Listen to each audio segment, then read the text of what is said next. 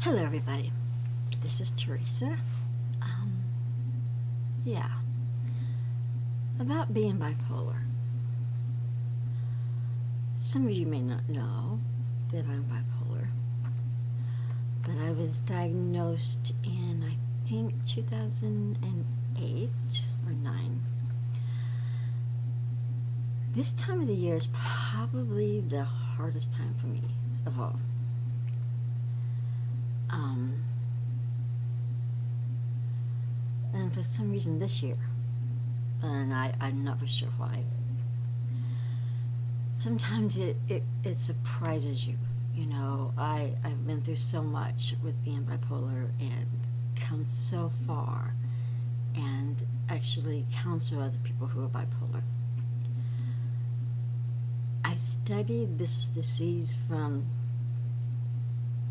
every corner of my brain that I can. And still, it sometimes comes back and it surprises me. If you just say that you can get over this, which a lot of people think that you can. They think that, it's just take your medicines and you'll be great, And as a lot of you know that are bipolar, it's not that simple. I lead a fairly normal life, whatever that is, normal. On any given day or time, that can change, But if you've just been diagnosed, and I've talked to a lot of people recently who've been diagnosed recently and are really struggling because they're taking medicine and they feel like that medicine is supposed to be making them feel better, and they find themselves still struggling. How does bipolar start? Where does it come from? I lived 40 years of my life and never had a problem with it. And then just like bam, one day, there it was, smack dab in my face. And I became a different person. I acted differently, I talked differently, I behaved differently. And I just really didn't know who I was. I thought at the time that I was normal, and everybody was saying, well, there's something different about you. You don't talk like that normally. It's like having like a midlife crisis for a long period of time, and it never goes away. Well, first of all, if you're struggling with depression or something like that, and you just feel like something's not right, I suggest that you find yourself a doctor, and not just a doctor. A regular medical physician cannot treat bipolar. You have to find a psychiatrist, and that doesn't mean that you're crazy. I always thought that people that had all that was probably something kind of crazy, on something that happened to them in their life, but I had a pretty normal childhood. Nothing abnormal. I mean, some things that we all have, like cupboards in the closet, but nothing really, bad or strange, for me, really ever happened. I had a job that I absolutely loved to do. 3 children that were beautiful and in high school and junior high, and they were just my all. And then one day I had a car accident. Well, actually, there was a series of things. My father-in-law had passed away, and that was a big blow for me. We were very, very close. And I honestly felt afterwards that I'd probably never smile again and mean it, or laugh again and mean it. I just felt like all the air inside of me had just been sucked out. And I was just a shell for a while. but I had to keep going because I had children and I had to take care of things. And it was very hard. Lo and behold, I did not know that inside this little brain, yes, I do have a brain up there, something else was going on. And there was a sequence of things that were going on. And then all of a sudden, I had a horrible car accident.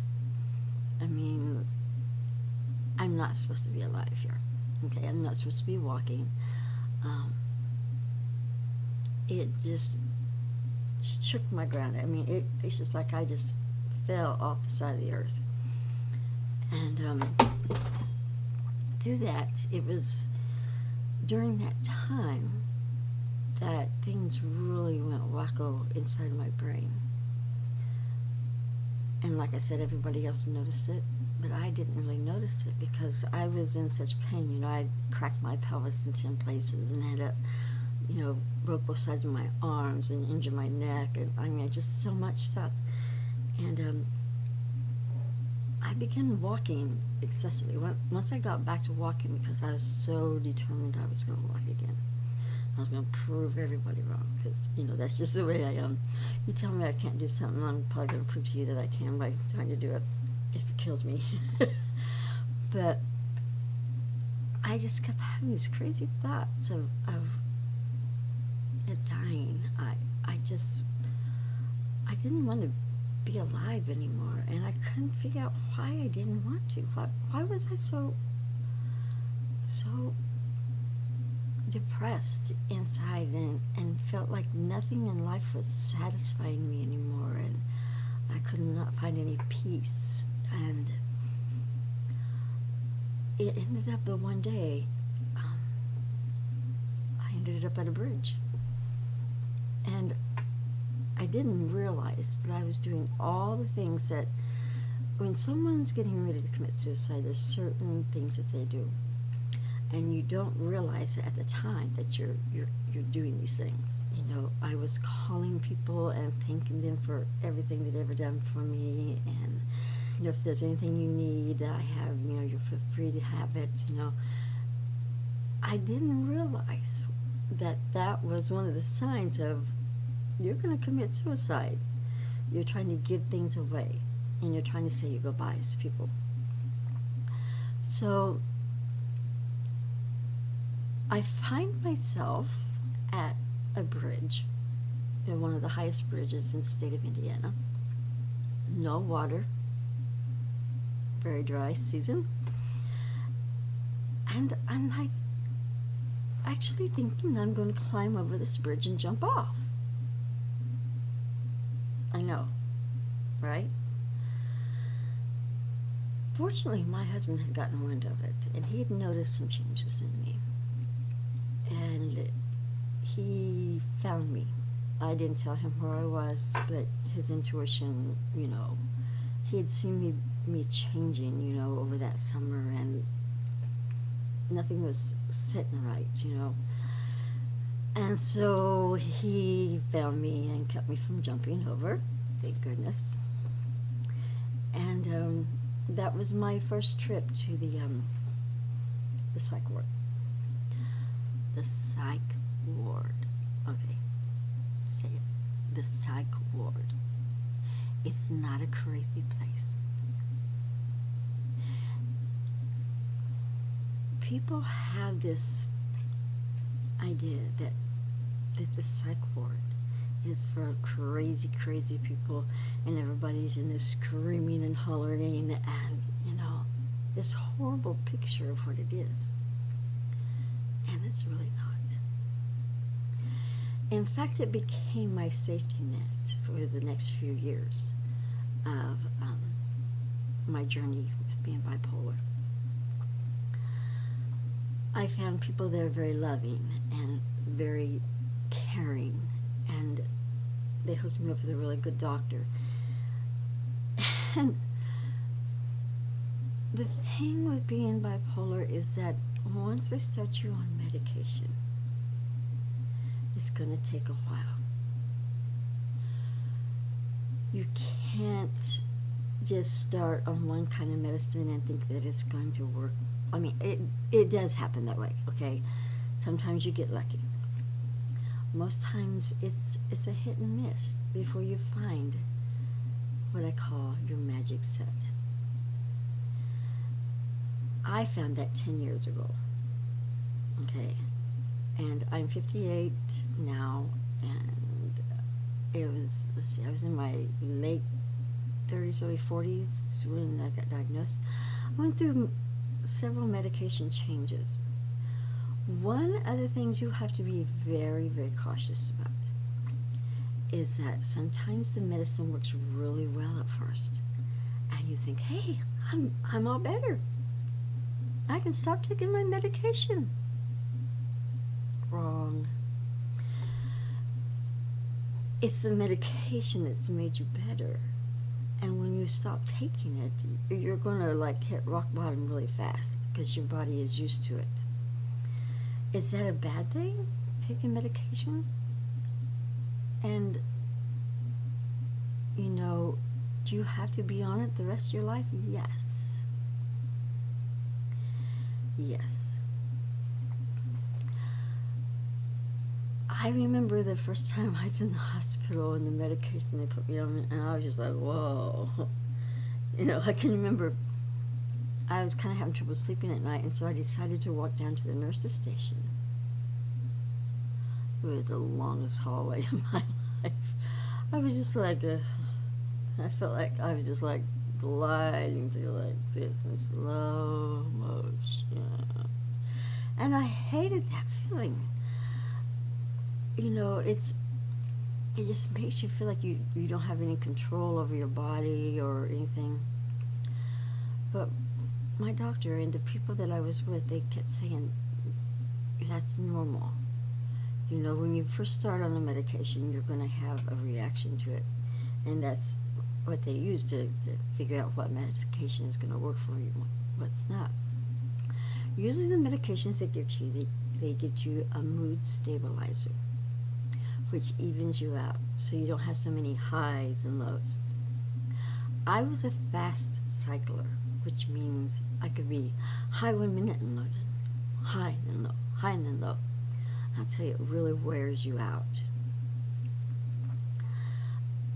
I tried not taking my medicine a couple times. I would find myself in another town and some hours had gone away and I didn't know how I got there. I often had to find someone and say, hey, how do you get back to where am I from? Yeah. It's kind of scary. It's very important that you have a good support group. People that understand that you are sick, that bipolar is a disease, not a symptom or something you can just get over. It's a lack of serotonin in your brain. Your brain is not functioning the right way. A lot of people ask me the big question, why doesn't God take that away from you then? Well, you know what? There are a lot of illnesses out there. And sometimes God, He delivers things and He heals people miraculously. I've seen it done. But sometimes He doesn't choose that for us. And that's okay. Because He provides us with doctors and medications that help us. But we have to be diligent in staying with the program. When I was diagnosed, I love to do research, I love to study things, and I researched this disease from every side that I could possibly, trying to figure out, why me? Why me? I was a very happy person. I had a wonderful family. Why me? Well, there's just some things that there are no answers to. And when you sit around thinking, why me, why me? Well, why not you? It happens to lots of people. I don't have cancer. I have something that can be controlled.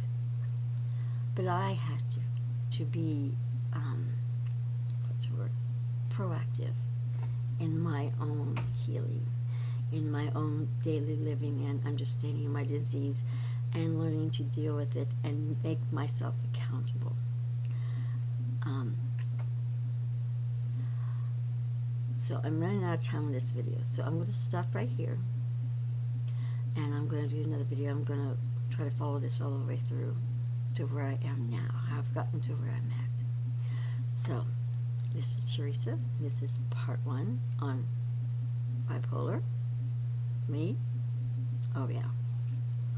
So I can find my little mousey here. I will cut this video off.